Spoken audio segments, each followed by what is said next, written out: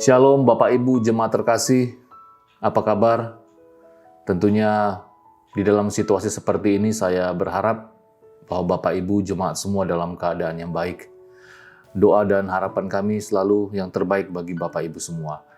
Sebelum kita kembali lagi beraktivitas di dalam setiap tugas tanggung jawab kita di hari ini, izinkan kembali saya menyampaikan sebagian kebenaran firman Tuhan yang diambil dari Kejadian pasal yang keempat, ayat 1 sampai ayat yang ke-10.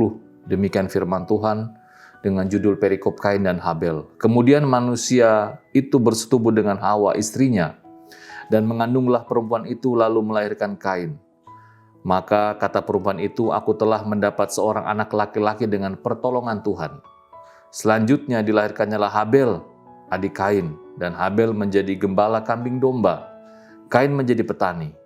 Setelah beberapa waktu lamanya, maka Kain mempersembahkan sebagian dari hasil tanah itu kepada Tuhan sebagai korban persembahan.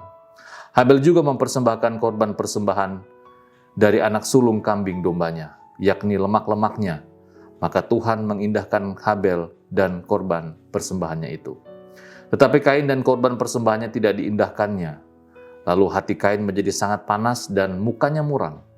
Firman Tuhan kepada Kain, mengapa hatimu panas dan mukamu muram? Apakah mukamu tidak akan berseri jika engkau berbuat baik?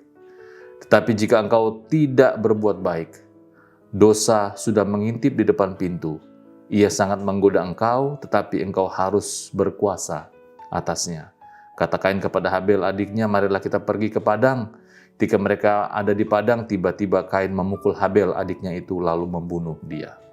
Firman Tuhan kepada Kain, di mana Habel adikmu itu? Jawabnya, aku tidak tahu, apakah aku penjaga adikku? Firman-Nya, apakah yang telah kau perbuat ini? Darah adikmu itu berteriak kepadaku dari tanah.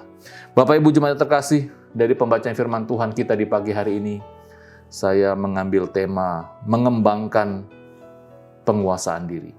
Bapak Ibu sudah terkasih, kalau kita membaca kisah Kain dan Habel, kita bisa banyak belajar bagaimana kita sebagai orang percaya diajar oleh Tuhan untuk mengembangkan sikap dengar-dengaran terhadap firman Tuhan.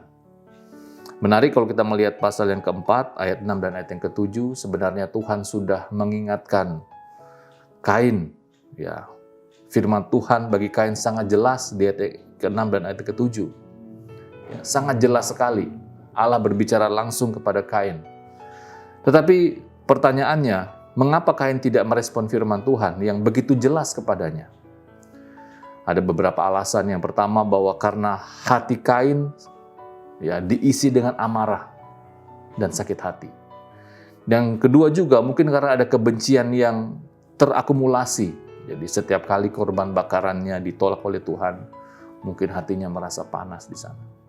Bapak Ibu sudah terkasih, pagi hari ini firman Tuhan ingin mengajak kepada kita agar kita sebelum mengawali hari kita di hari ini, mari kita kembali lagi ingat bahwa mungkin saat kita dalam beraktivitas nanti, saat kita bertemu dengan banyak orang, saat kita menghadapi konflik dengan orang di tempat pekerjaan kita, mari ingat selalu firman Tuhan. Mari selalu ingat setiap nasihat firman Tuhan agar kita selalu menjaga kepekaan, agar kita selalu mengembangkan sikap dengar-dengaran terhadap firman Tuhan.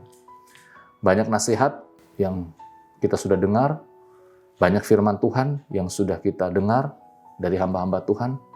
Saya percaya firman Tuhan ini juga menjadi penolong bagi kita, agar di hari ini kita tidak mengambil sikap sama seperti Kain yang tidak bisa menahan diri, tidak bisa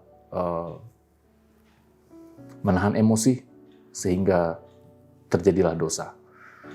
Bapak Ibu Saudara terkasih, mari kita berdoa bersama-sama. Bapak, terima kasih, kami bersyukur kembali kepadamu di pagi hari ini ada waktu dan kesempatan. Kami akan kembali melayani Engkau di dalam setiap tugas tanggung jawab kami. Sama seperti Kain, kami juga belajar agar kami tidak menjadi orang-orang yang lepas kendali, emosi. Tapi kami rindu menjadi orang-orang yang dapat mengembangkan rasa pengendalian diri kami dengan baik.